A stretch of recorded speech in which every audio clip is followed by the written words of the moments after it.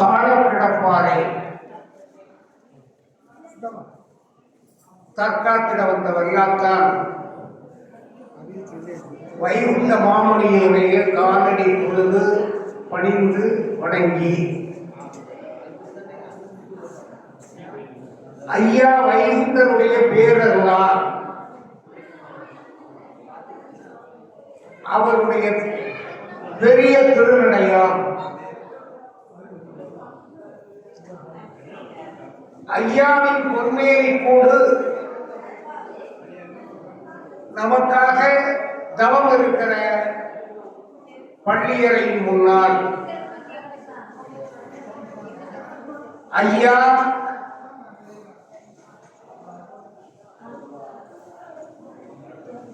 நமக்கருடைய தை திருநாள் திருக்கொடி ஏறியதற்கு பின்னால் கொடியேற்ற பிச்சை ஐயா தருவதை பெறுவதற்காக அமர்ந்திருக்கிற அன்பு உள்ளம் அரவணைக்கும் பண்பு உள்ளம் கொண்ட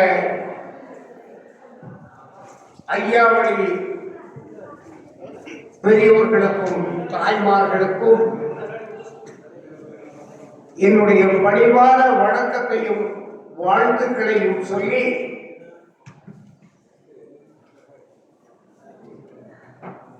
நம்முடைய வளமான வாழ்வுக்கும் நம்முடைய தரமான நடைமுறைகளுக்கும் தர்மயுக வாழ்வை நாம் பெறுவதற்கு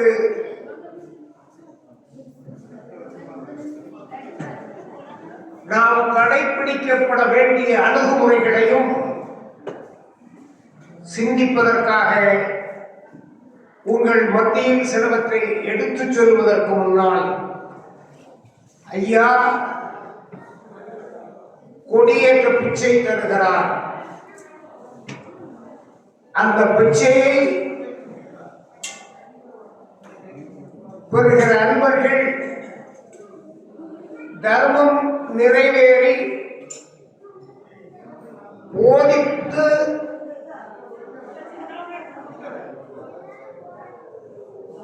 ஐயாவுண்டு சொல்லுவது வரையிலும் தர்மத்தை வாங்கியவர்கள் தன்னுடைய கையிலே வைத்து ஐயாவை நினைத்து கொண்டிருங்கள். போதிப்பது வரையிலும் தருகிற அன்னத்தை உண்ணாமல் இருக்க வேண்டும் என்று அன்போடு கேட்டுக்கொள்கிறேன். ஐயா தருகிற அருளை பெற வேண்டுமேயானால், ஐயாவினுடைய அருள் கிட்ட வேண்டுமேயானால் நாம் போதிப்பது வரையிலும் ஐயா தருகிற அந்த தர்மத்தை கையிலே வாங்கி வைத்துவிட்டு ஐயாவை நிறைத்துக் கொண்டு அவருடைய அருளுக்கு வேண்டிக் கொண்டிருக்க வேண்டும். தர்மம் நிறைவேறு போதித்ததற்கு பின்னால் அதை தர்மத்தை குடிக்கும்படி அல்லது அந்த தர்மத்தை உண்ணும்படி அன்போடு கேட்டுக்கொள்கிறேன்.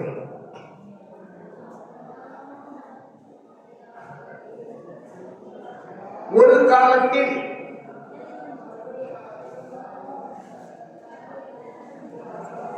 நாம்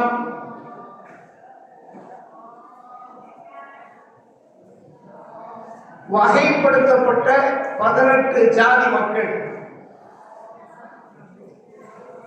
அடித்தவர்க்கப்பட்டு உரிமை மறுக்கப்பட்ட மக்கள்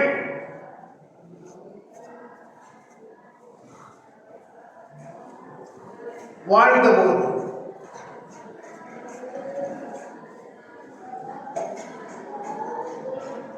அந்த ஆதிக்க சக்திகள் தான் கொடியேற்ற வேண்டும், திருநாள் நடத்த வேண்டும், தேரோட்ட வேண்டும் என்கிற நியதி இருந்தபோது இறைவனிடம் வேண்டுதல் செய்து மக்களுக்கு ஒரு கடவுள் பாலிப்பதற்கு இடையிலே பிறவி செய்யப்பட வேண்டும். ஆதிக்க ஜாதி இருந்து ஆதிக்கம் அந்த கடவுள் எப்படி பிறவி செய்யப்பட வேண்டும்? எந்த அடிப்படையில் மற்றவர்களை வழிபடுவதால் அமைய வேண்டும் என்று பார்க்கிறோம். எந்த விதமான நன்மையும் இந்த நாட்டில் அளிப்பதற்கு என்று சொல்லப்படுவது அவதாரம் அந்த நிலைப்பாடுகளை எல்லாம் தூக்கி எறிந்து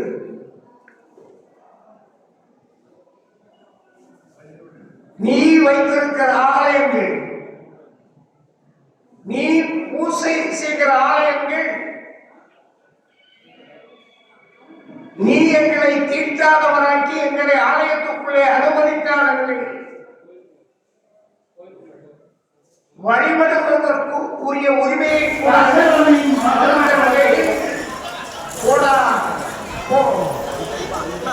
நீயும் உன் ஆலயம் என்று சொல்லி நமக்காக தலைமை பதிவுகள் தாங்கள் வரை பல்லாயிரக்கணக்கான ஆலயங்களை தந்து வழிபாடு நடத்தக்கூடிய வழிபாட்டு உரிமையை தந்து அவர்கள்தான் கொடியேற்றுவார்களா, அவர்கள்தான் தேரோட்டுவார்களா, என் பிள்ளைகளும் தேர் ஓட்டுவார்கள் என்று தேரோட்டுவதற்கு திருநாளை ஐயா நிச்சயித்து தந்து அதன் வழியிலேதான் இன்று நம்முடைய தட்சிணாபதியில் நான் தேரேற வந்தேனடா என்று அருள்நூலில் சொல்லியதனுடைய அடிப்படையில் இன்று நாம் திருநாள் இகதைகளை எல்லாம் உலகோர் வியக்கக்கூடிய வகையில் ஒரு மிகப்பெரிய புரட்சியை ஆலய வழிபாடு மறுக்கப்பட்ட நேரத்தில்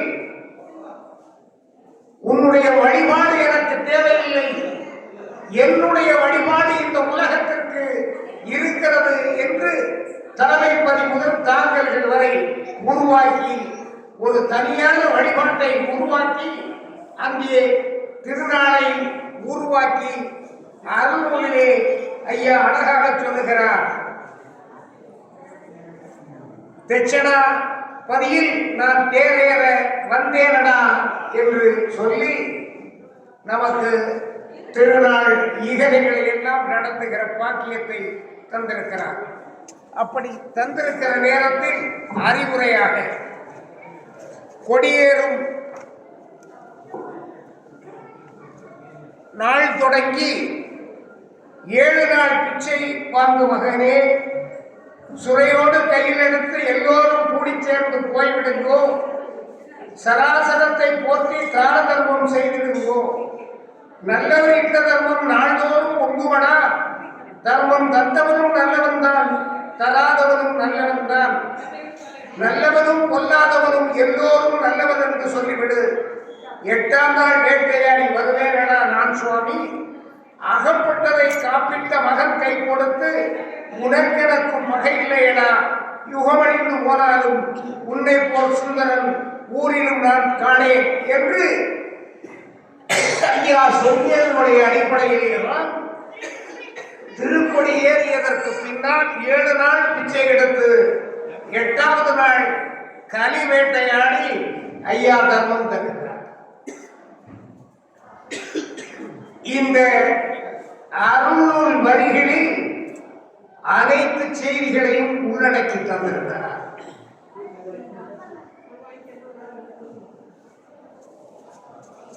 எனவே நாமெல்லாம் அதை புரிந்து கொண்டு தெரிந்து கொண்டு செயல்பட வேண்டும் என்று அன்போடு கேட்டுக்கொள்வதற்கு கடமைப்பட்டிருக்கிறேன்.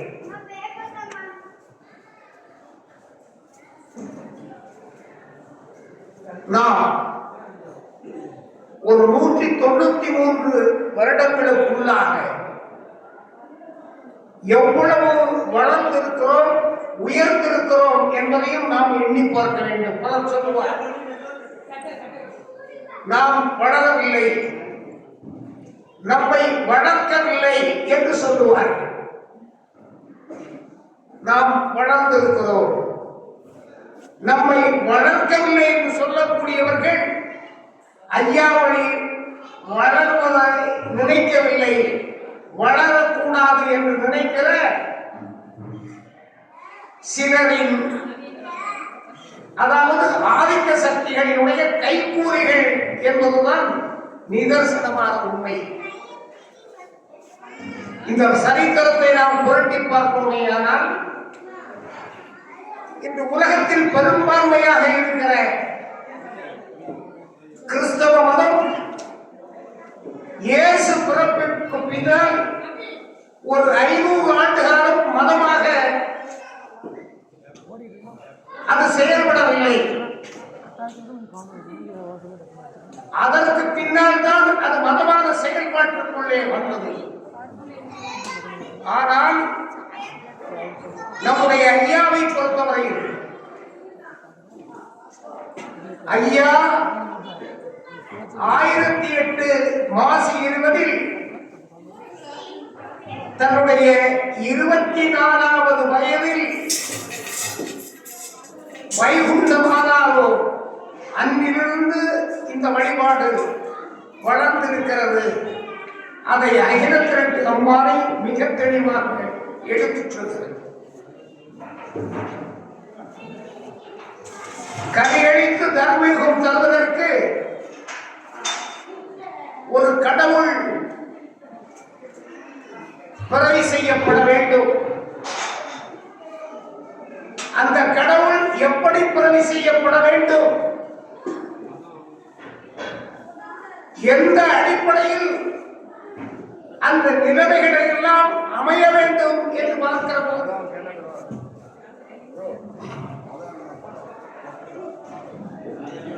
இராவணனை அழிப்பதற்கு இராவண அவதாரம் தசரதனின் மகனாக வந்தது போல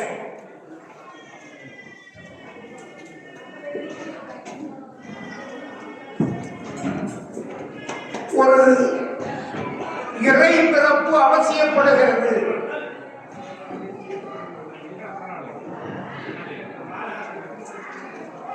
கொடியவன் குரோனி முதல் யுகத்திலே பிறந்த பிறகு அவனை திருமால் கொன்று 6 துண்டங்களாக்கி ஒவ்வொரு துண்டத்திற்கும் ஒரு பிறவி, அந்த ஒவ்வொரு துண்டத்திலும் அசுரனாக வருகிற போது தேவனாக பிறந்த அந்த அசுரர்களை வதம் செய்ய வேண்டும் என்கிற வரத்தினுடைய அடிப்படை குரோனி ஆரம்பித்து கொடியவன் துரியோதனாதிகள் வரையிலும் வதம் செய்வதற்கு அவதாரங்கள் அவசியப்படுகிறது.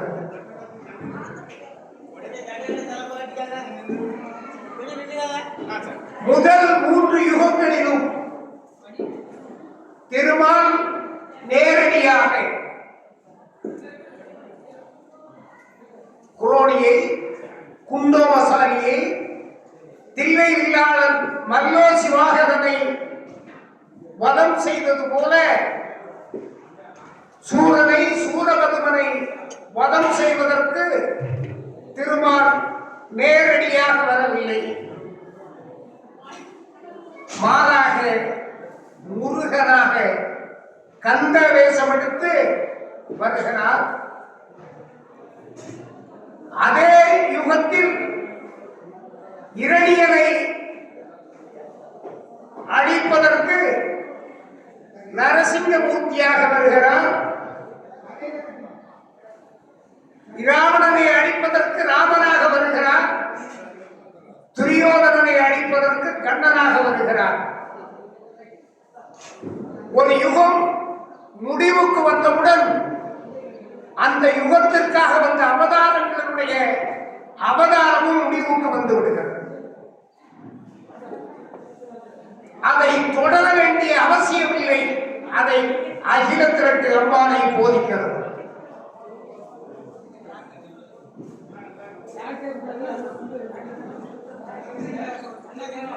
அதை அந்தந்த புராணங்களில் அந்தந்த அசுரனை முடித்த பிறகு உள்ள நிலையை சொல்லுகிற போது அந்த நிலை நமக்கு எடுத்துச் சொல்லப்படுகிறது.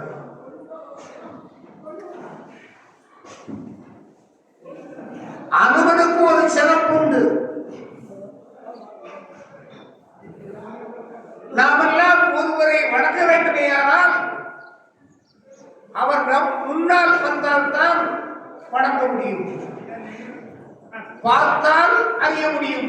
அதுதான் நம்முடைய சக்தி, அதுதான் நம்முடைய திறன்.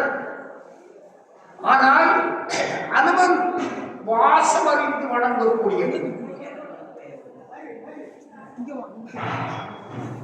வாசத்தை அறிந்தவுடனேயே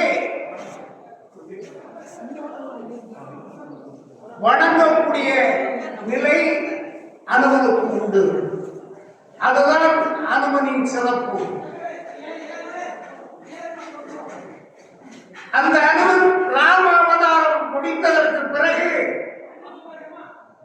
அந்த அவதாரத்தினுடைய நோக்கம் முடிந்ததற்கு பிறகு, இராவணனை கொண்டதற்கு பிறகு அதே அனுமன் இராமனை பார்த்தபோது வணங்கவில்லை என்பதை கதை சொல்லுகிறது.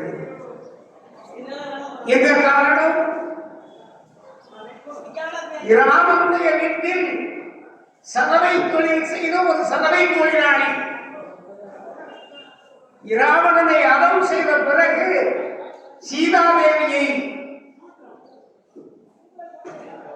சீதாதேவியினுடைய கற்பை சந்தேகப்படுகிறார். எனவே சீதை தீயில் நுழைந்து தன்னுடைய கற்பை நிரூபிக்க வேண்டிய தேவை வருவது எதை காட்டுகிறது என்றால், இராவணனை அறம் செய்ததோடு, ராவணனை கொன்றதோடு ராமனுடைய அவதார தேவை முடிந்து விடுகிறது. அதற்கு பிறகு ராமனுடைய நிலைப்பாடு செயல்பாட்டதாக மாறிவிடுகிறது. எனவே அடுத்த யுகம் வருகிற போது கண்ணன் அவசியப்படுது. எனவே அகிலம் மிக தெளிவாக போதிக்கிறது. அந்தந்த அவதாரம் அந்தந்த காலகட்டத்திற்கு அவசியமானது, அதற்கு பிறகு அது தேவை இல்லை என்பதை மிக தெளிவாக எடுத்துச் சொல்லுகிறது. நான் அகிலத்தில் சுட்டிக்காட்டி இருப்பதை, அகிலம் எடுத்துச் சொல்லி இருப்பதை தெளிவாக உணர்ந்து நடப்பதற்காகத்தான் எடுத்துச் சொல்லுகிறேன். எனவே அந்த நிலை வருகிற போது அகில வழியிலே நடக்கிற நாம் கலியளிக்க வேண்டும். இந்த கலியன் பிறவி செய்வதிலேயே கலித்தன்மை ஊடுருவி விடுகிறது என்பதை அகிலத்திற்கு தெளிவாக காட்டுகிறது. ஒவ்வொரு யுகத்திலும்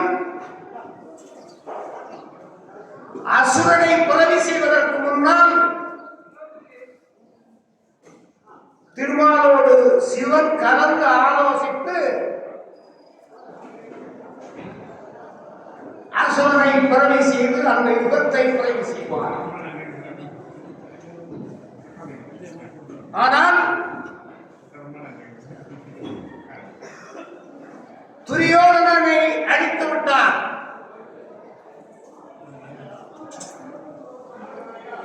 கண்ணனுடைய பொற்சடல கூடு பர்வதாமலையிலே படுத்திருக்கிறது. இனி அடுத்த அவதாரம் தேவைப்படுகிறது. எஞ்சி இருக்கிற கடைசி துண்டு, குரோனியுடைய கடைசி துண்டு உயிர் கொடுக்கப்பட வேண்டும். அப்படி உயிர் கொடுக்கப்படுவதற்கு கலியனாக பதிவு செய்யப்பட வேண்டும். கலியுகம் பிறவி செய்யப்பட வேண்டும். எனவே அந்த கலியுகம் பிறவி செய்வதற்கு, கலியனை பிறவி செய்வதற்கு சிவன் நினைக்கிறார். அப்படி நினைத்த சிவன் பக்கத்திலே இருக்கிற தேவாதி தேவர்கள் எல்லோரையும் அழைத்து, இனி அடுத்த யுகத்தை பிறவி செய்ய வேண்டும், நீங்கள் திருமாலை அழைத்து வாருங்கள் என்று சொல்லுகிறார். எல்லோரும் சொல்லுகிறார்கள். சென்றவர்களெல்லாம் திரும்ப வந்து சொல்லுகிறார்கள், திருமால் இறந்து விட்டார், இனி அவர் வரமாட்டார் என்று சொல்லுகிறார். சிவனும் அதை நம்பி நீசனை பிறவி செய்கிறார். கலி நீசன் பிறந்தவுடன் அவனுடைய பிறப்பு மாறுதலாக இருக்கிறது என்கிற செய்தி கேட்டவுடன் சிவனாரை கலி தொற்றி விடுகிறது. சிவனார் கலியனை பார்க்க போவதற்கு தன்னுடைய ஆசனத்திலிருந்து எழுப்புகிறார். நந்தி, நீங்கள் செல்ல வேண்டாம், நாங்கள் அழைத்து வருகிறோம் என்று அழைத்து வருகிறார்கள். இதுதான் நிலைப்பாடு. அந்த நிலைப்பாடு வருகிற போதுதான்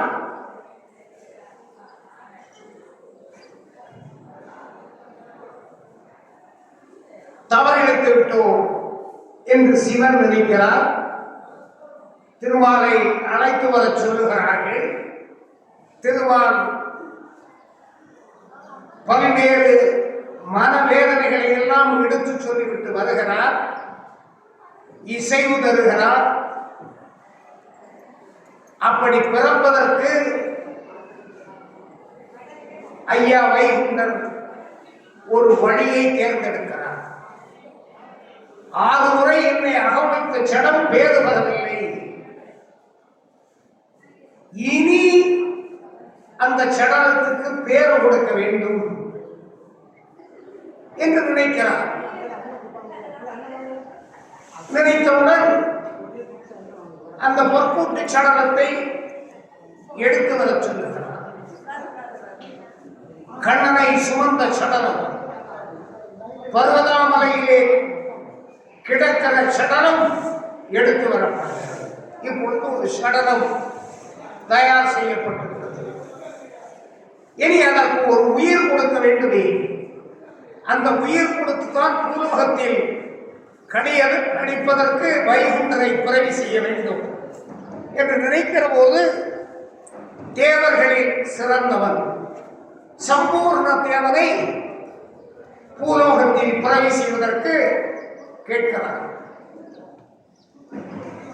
அவர் மறுக்கிறார். நான் ஒரு பெண்ணை விரும்புகிறேன், அவளோடு பூலோகத்தில் பிறவி செய்ய ஒத்துக்கொண்டால் நான் பூலோகத்தில் பிறப்பதற்கு இசைவு தருகிறேன் என்று வரம் பெற்றுத்தான் அந்த சம்பூரண தேவன் பூலோகத்திலே பிறவி செய்யப்படுகிறார். அவைகளும் அகில திரட்டு அம்மானையில் மிக தெளிவாக எழுதப்பட்டிருக்கிறது. எனவே அந்த சம்பூர்ண தேவன் உயிர் கண்ண பரமாத்மாவினுடைய பொற்கூட்டு சடலத்துக்குள்ளே திணிக்கப்பட்டு பூலோகத்தில் வெயிலாள் மலர்கொடியாள் வயிற்றில் பிள்ளையாக பிறவி செய்யப்படுகிறது.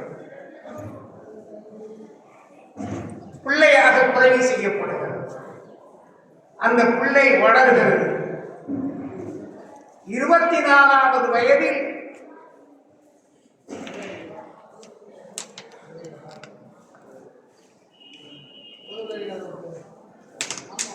நிச்சயித்தபடி வைகுண்டராக வருவதற்குரிய நிலைகள் உருவாக்கப்பட்டிருக்கிறது.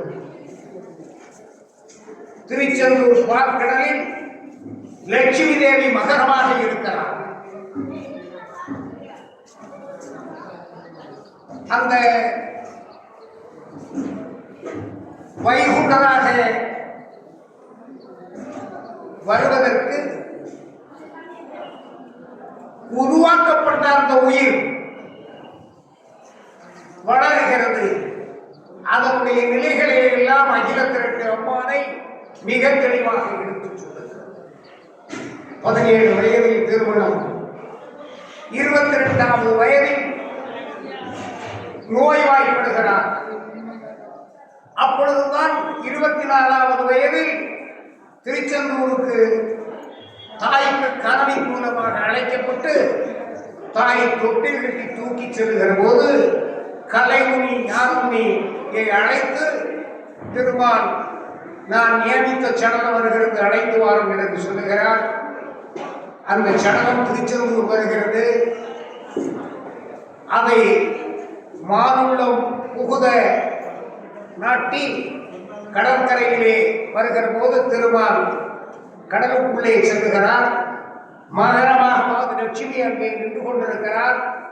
அப்பொழுது இந்த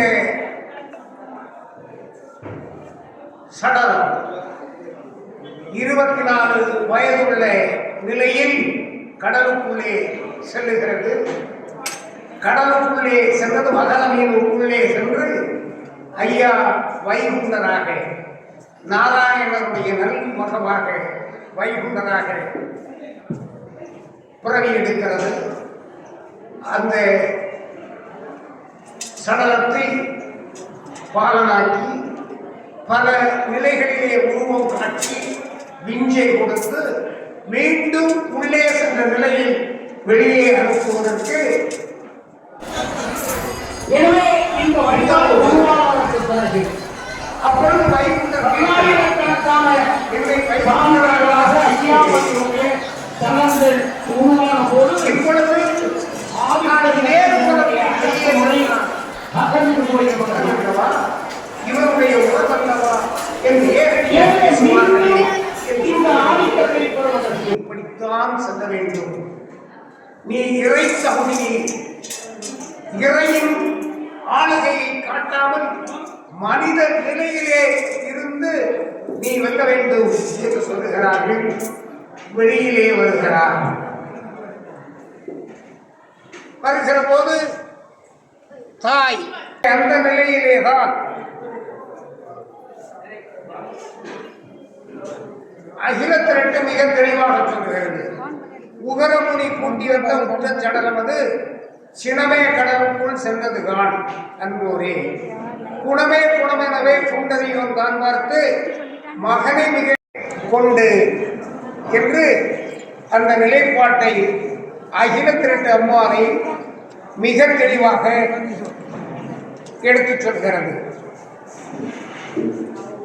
பின்னால் மண்ணளந்தோர் மகரமதுள் மகனை மிக இருத்தி கண்ணான மகற்கு கனத்த தங்க சட்டை எடுத்து எண்ணாமுன்னா பணிகள் எல்லாம் எடுத்தணித்து தங்க புல்லாவும் தலைமையிலே தூக்கி வைத்து இப்படி சொல்லி முகமான வந்தவனே உடையவனோ என்று சொல்லி கண்ணை தடவி கரிய முகம் தடவி என்னும் வளர்வையனை சொன்ன முகத்தோடு அணைத்து ஐயாவுக்கு உபதேசம் எல்லாம் சொல்லி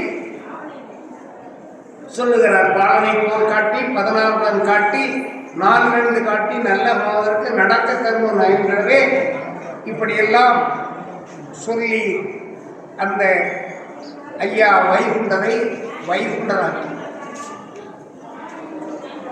வெளியே வருகிறார். வந்தவுடன் முருகன் வடக்கு முகமாக ஐயாவுடைய காலடியிலே வீழ்ந்து வணங்கி இங்கே தங்கிவிடுங்கள் என்று சொல்லுகிற போது ஐயா அவருக்கு உபதேசம் சொல்லி இனி நான் இல்லால் நீ இல்லை என்பதை சொல்லி செல்லார் சிலையை தென்முகமாக திருப்பி என்று சொல்லிவிட்டு தட்சணம் வந்து ஐயா ஒரு வருடம் உலகந்தப்புகளை பார்த்து 6 ஆண்டு காலம் விஞ்சையின்படி தவம் இருக்கிறார். முதல் தான் தவசு யுகந்தவசு என் மகனே, தத்தமுள்ள 2ஆம் தவசு சாதிக்கா நீ, 3ஆம் தவசு முன்னுரைத்த பெண்ணாளுக்கும் நன்றான முற்பிதிரு நல்ல வழிகளுக்கும் என்று சொல்லி இந்த தவத்தை எல்லாம் நீ முடித்துவிட்டு வந்தால் உன்னுடைய நிலை என்னாகும் என்று சொல்லுகிற போது, இப்படியே 6 ஆண்டு இறுதி யுகத்தவசாய் அப்படியே இருந்து 6 ஆண்டை கழித்தால் நினைத்த எல்லாம் உந்தனக்கு நிசமாகும் என்பதே. உனை தள்ளி வேறே ஒரு முப்பு யுகத்தில் இல்லை. என்ன நினைத்தாலும் எத்தனை தான் செய்தாலும் வந்த திருமகனே வகையதுதான் என் மகனே, நீ செய்ததெல்லாம் நிரப்புத்தான் என் மகனே, நான் நீயே அல்லால் நடப்பதும் வேறில்லை, தான் நீதனானால் சர்வதரா என் மகனே, ஒக்க உனது உள்ளம் நினைத்தபடி மிக்க நடத்தி விரும்பியிரு என் மகனே, எண்ணிறந்த கோடி இயல்பாவும் செய்தோர்க்கும் நன்னிய மோட்சம் நவலுவதும் உன்மனம்தான், முக்கோடி தர்மம் மிகுந்தளித்த அன்போரை தக்கோடி நரகமதில் தள்ள என்றால் உன்மனம்தான், உனக்கேற்க நின்றவர்க்கு உதவி கொடு என் மகனே, எனக்கேற்க நின்றவர்க்கும் இரட்சிப்பது உன்மனம்தான், சிவனும் நீ நாதனும் நீ திருமாலும் நீ மகனே, தவம் நீ வேதனும் நீ சங்க முதல் எங்கும் நீயே. அப்படி ஐயா நாராயணன் உரைக்கிறார். இதனுடைய அர்த்தம் என்ன? இனி எல்லாம் நீ, நான் இல்லை என்பதுதான். இப்பொழுதெல்லாம் எனவே இந்த வைகுண்டர் வந்ததற்கு பிறகு மக்கள் அவனுடைய போதனையை அறிந்து வாழ்ந்ததற்கு பிறகு தலைமைப்பதி வருகிறது, தாங்கள் வருகிறது, ஐயா வழிபாடு என்கிற தனி வழிபாடு வருகிறது. இந்த தனி வழிபாடு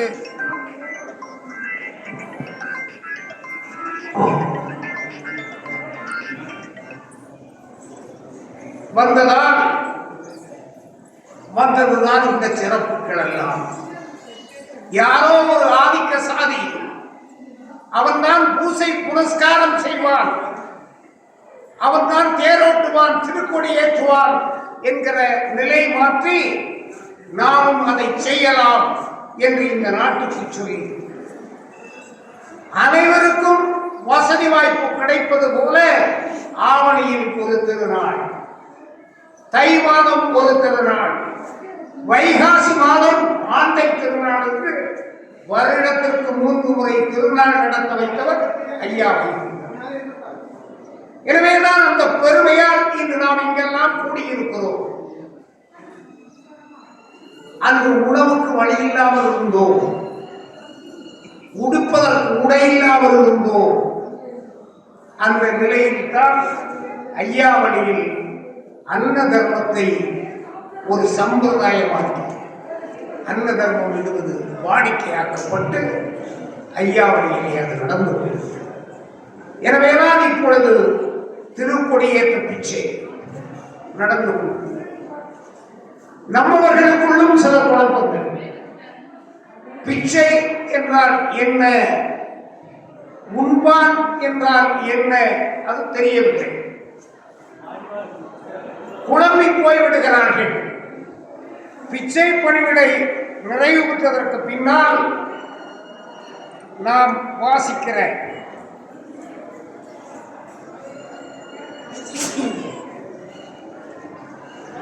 கொத்து சிறப்படைக்காரன் வர்த்தக நாராயணன் தட்சணத்தில் வந்திருந்து பிச்சை கொடுத்த பக்தன் சித்தூர் குடும்பத்தை வைத்தர சாடுவதும் எங்கள் ஐயா சிவ சிவ சிவ சிவ அரகரா அரகரா. பிரம்மனை அடுத்ததற்காக பூவண்டர்மான் காவி கொள்ள பூச்சாங்கை கொடுப்பதும் எங்கள் ஐயா சிவசிவா சிவசிவா அரகரா அரகரா. ஆண்டியும் ஆண்டிச்சியும் கூடி அழைத்து வரும்போது அன்புள்ள பக்தரை ஆர்வம் திளைக்க வைப்பது உங்கள் ஐயா சிவ சிவ சிவா அரகரா என்கிற இந்த அன்ன தர்ம போதிப்பினை ஒருவர் சொல்ல பின் எல்லோரும் தர்மம் நிறைவேறியதற்கு பிறகு சொல்ல வேண்டும். இதுதான் பிச்சை நடந்த பிறகு வடக்கு வாசலிலே இது போதிக்கப்படும். அதற்கு பிறகு ஐயா உண்டு என்று சொன்னதற்கு பிறகு எல்லோரும் அன்னத்தை ஏற்றுக்கொள்ளும். இதுதான் நடைமுறை, இதுதான் பிச்சை. இன்று பல இடங்களிலே அன்னம் வழங்குவதற்கு முன்னால் தர்மம் போதிப்பதற்கு இதை போதிக்கிறார்.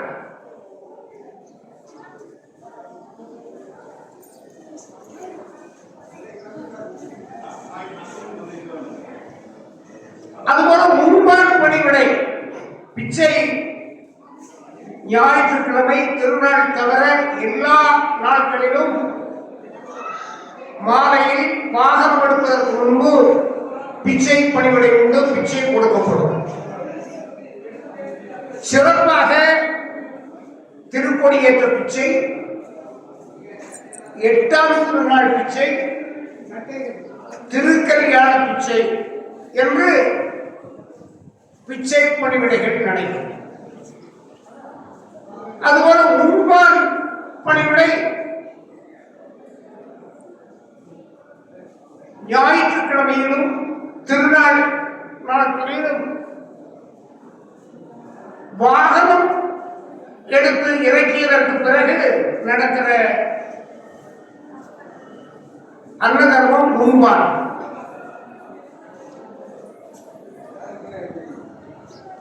இவைகளெல்லாம் புரிந்து கொள்ள வேண்டும், தெரிந்து கொள்ள வேண்டும்.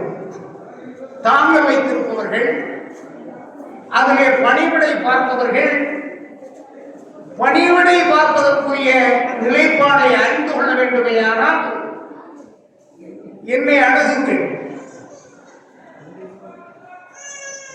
விவரங்கள் கேளுங்கள், விவரமாக சொல்லித் தருகிறோம். எனவே இந்த வழிபாடு உருவானதற்கு பிறகு பல்லாயிரக்கணக்கான தாங்கல்களாக ஐயாவளியினுடைய தளங்கள் உருவான போது ஆதிக்க சக்திகளுடைய அடக்குமுறை தகர்ந்து போய்விட்டது. எனவே மீண்டும் இந்த ஆதிக்கத்தை பெறுவதற்கு நம்மை அடிமையாக நடத்தியவர்கள் ஐயாவுடைய வருகைக்கு பின்னால்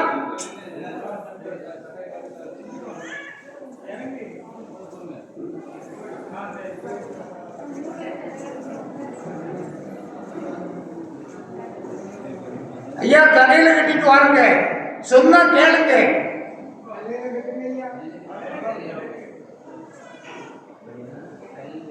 ஒரு நடைமுறை இருக்கிறதென்றால் அதை கடைபிடிக்க வேண்டும். என் நடைக்கு முன்னால் வரும்போது நீ அடிமை இல்லை, என்னுடைய மகன் எனக்கு சமமானவன் என்பதை காட்டுவதற்காகத்தான் தலைப்பாகை அணிய சொல்லுகிறோம். தலைப்பாகை அணிவது நமக்கு பெருமை என்பதையும் உணர்ந்து கொள்ளுங்கள். ஒரு நடைமுறை இருக்கிறது என்றால் அந்த நடைமுறையை கடைபிடிக்க வேண்டும். அப்படி கடைபிடித்தால்தான் வழிபடுவதற்குரிய பொருள். எனவே அந்த நிலையிலே சலித்து போனவர்கள் இந்த வழிபாட்டினுடைய வளர்ச்சி, அதனால் தங்களுக்கு ஏற்பட்டிருக்கிற தளர்ச்சி வருகிற போது எட்டப்பர்களை பயன்படுத்துகிறார்கள். நம் போன்று வேடமிட்டவர்களை பயன்படுத்திக் கொள்ளுகிறார்கள். இதுதான் வேதனையானது. எனவே வழிபாட்டினுடைய உறுதித்தன்மையை, இந்த வழிபாடு இப்படித்தான் நடக்க வேண்டும், இப்படி நடந்தால்தான் தர்மயுக வாழ்வு இந்த தரணிக்கு கிடைக்கும் என்பதை வலியுறுத்தி தலைமைப்பதி செயல்பட்டு வருகிறது. இதனுடைய வளர்ச்சி பல இடங்களிலே தளர்ச்சியை உருவாக்கி இருக்கிறது. ஐயா சொன்னார், இந்த பகுதியிலே நடக்கவில்லை, வடக்கே நடந்திருக்கிறது. அருள்நூலிலே வருகிறது, அயோத்தி அழியும், நடந்துவிட்டது, உயிர் கொடுக்க முடியாது, கொடுத்தாலும் நடக்காது. இந்த நிலை அருள்நூலிலே சொல்லப்பட்டிருக்கிறது. கண்ட தெய்வம் கோயில் என்பான் சண்டாளன் என்று சொல்லப்பட்டிருக்கிறது. நாம் அதை சொல்ல விரும்பவில்லை. ஐயாவை வழிபடுங்கள். கிடைக்க வேண்டும். ஐயாவை வழிபடுங்கள். சர்வமும் வைகுண்டமயம் என்று வாழுங்கள் எடுத்து சொல்லுகிறோம். எனவே எட்டப்பர்கள் எவனுக்காகவோ வாழுகிற நம்முடைய பொறியாளர்கள் என்னை பொறுத்தவரை அறிவிப்பதற்கு கடமைப்பட்டிருக்கிறேன். இவர்களெல்லாம் சபதமுள்ள கேவல நாயகர்கள். எவ்வளவு கேவலம்! இந்த உலகத்தை காப்பதற்கு இருக்கிற ஒரே பதம் முத்திரி பதம் தான். இந்த முத்திரி கடத்தினுடைய நன்மை வேறு எந்த தீர்த்தங்களுக்கும் கிடையாது என்பதுதான் ஐயாவுடைய நிலைப்பாடு. ஒரு தலம், ஒரு கிணறு, அது முத்திரி கிணறு. இந்த முத்திரி கிணத்தினுடைய பதம் தான் இனி எடுபடக்கூடிய தீர்த்தம் என்பது நம் நிலைப்பாடு. இந்த நிலைப்பாடு இருக்கிற போது எவரோ ஒருவன் அதிகாரத்தை தேவைக்கு பயன்படுத்தாமல், அந்த அதிகார வட்டத்துக்குள் பயன்படுத்தாமல், எல்லை மீறி எங்கும் தொல்லையோடு செயல்படுகிற ஐயாவடியினுடைய தாள கிடப்பாரே தர்மம் என்கிற நிலைப்பாட்டிற்கு விரோதமாக செயல்படுகிற ஒருவன் தன்னுடைய பதவியை, அதனுடைய ஆளுகையை, இந்த தமிழ்நாட்டு மக்கள் கொடுக்கிற வருமானத்தை வாழுகிற ஒரு நபர் அவமானப்படுத்துகிறார். அவர் பின்னாலே சென்று 108 பதிகளில் நாங்கள் தீர்த்தத்தை வாங்கினோம், 108 பதிகளில் நாங்கள் நாமத்தை வாங்கினோம், வாங்கி நாங்கள் வழக்கே கொண்டு போய் கொட்டுகிறோம் என்று சொன்னால், எதற்கு நீ ஒரு தாங்கு வைத்திருக்கிறாய்? எதற்கு நீ ஒரு பதி வைத்திருக்கிறாய்? இந்த வழிபாட்டினுடைய மகத்துவத்தை, மாண்பை சிதைக்கிற நீ இப்படிப்பட்ட இழி செயலை எவன் சொன்னாலும் செய்யாதீர்கள். அதிகாரம் உங்களை வாழ வைக்காது. ஐயாவினுடைய அருள் தான் வாழ வைக்கும். ஐயாவினுடைய அருள் வாழ வைக்க வேண்டுமே. ஆனால் ஐயாவினுடைய வழிப்படி, ஐயாவினுடைய முறைப்படி வாழுங்கள் என்று வேண்டுவதற்கு கடமைப்பட்டிருக்கிறோம். எனவே இங்கே ஐயாவை ஏற்றுக்கொண்டு வருகிற எவரையும் ஏற்றுக்கொள்வோம். தலைமை பதிப்புள்ளே ஐயாவை ஏற்றுக்கொண்டு, ஐயாவுடைய நடைமுறையை ஏற்றுக்கொண்டு எவர் வந்தாலும் ஏற்றுக்கொள்வோம். எந்த தான்களிலிருந்து திருநாமம் கேட்டாலும் கொடுத்துக் கொண்டிருக்கிறோம், கொடுப்போம். இது அந்த காலத்திலிருந்து இந்த காலம் வரை நடப்பதுதான். யார் வந்து முத்திரி பதம் கேட்டாலும் போதித்து கொடுப்போம். தாங்கல்கள், பதிகள், அங்கே நடக்கிற பணிபடிகளுக்கு சுவாமி தோப்பிலே வந்து பதம் கேட்டால் நிச்சயமாக போதித்து கொடுப்போம். யாரும் சந்தேகப்பட வேண்டாம். ஒரு தாங்கலிலே இருக்கிற தவறான நபர் சாமிதோப்பை நோக்கி, இது தலைமை பதி அல்ல, 7000 பதிகள் இருக்கிறது, அதுவே ஒன்றுதான் இது, அங்கிருக்கிறவர்களிடம் நாம வேண்டாம் என்று சொல்லிவிட்டு இங்கே வருகிறவர்களை பார்த்து நான் கேட்டிருக்கிறேன், நீ எங்களிடம் நாமம் வாங்க வேண்டாம் என்று அறிவிப்பு கொடுத்துவிட்டு ஏன் வருகிறாய் என்று கேட்டிருக்கிறேன். கேட்போம், அது என்னுடைய கடமை. எனவே அவன் சார்ந்திருக்கிற ஒரு தாங்களுக்கு தேவையானாலும் திருநாமம் கொடுப்போம், முத்திரிப்பதம் கொடுப்போம், அது எங்களுடைய கடமை. உங்களை திருத்துவதற்கு நடவடிக்கை எடுப்பது எங்களுடைய உரிமை. ஐயாவுடைய தர்மம் நிறைவேறி இருக்கிறது. ஐயாவை வழிபட வந்திருக்கிற மக்கள் எல்லா நலமும் பணமும் பெற்று வாழ்வதற்கு வாழைய வாழைய என்று வாழ்த்தி அமைகிறேன். அன்பு வணக்கம் ஐயாவோடு.